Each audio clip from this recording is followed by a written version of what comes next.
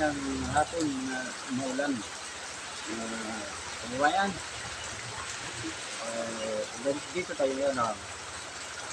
Okay, ano natin, para magkaroon din tayo ng, magkaroon ulit tayo ng idea o kaalaman mula sa isang Pinoy na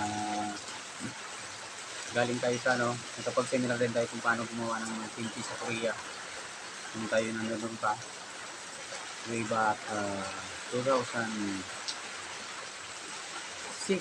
to 2011 na kabayan.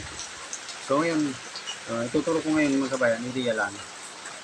Dito sa Pinoy version kimchi. Sa Korea ito yung kimchi, pero dito ito ay kapangalanan kong penchay. Kasi po ang tawag dito sa akin, kilala ko dito sa tawag natin,